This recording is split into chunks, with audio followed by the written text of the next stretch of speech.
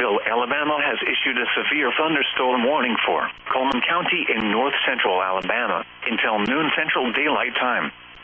At 11:13 a.m. Central Daylight Time, a severe thunderstorm was located over Sardis, or 11 miles northeast of Arley, moving east at 50 miles per hour.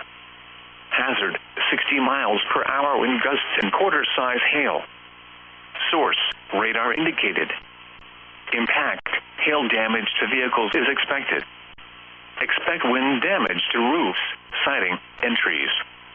Locations impacted include Coleman, Huntsville, Good Hope, Holly Pond, Dodge City, Baldwin, Vinemont, Bailey.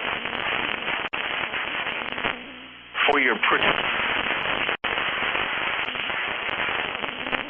A tornado watch remains in effect until 5 p.m. Central Daylight Time for north-central and northwestern Alabama. Repeating, a severe thunderstorm warning has been issued until noon Central Daylight Time for the following county: Coleman, Alabama,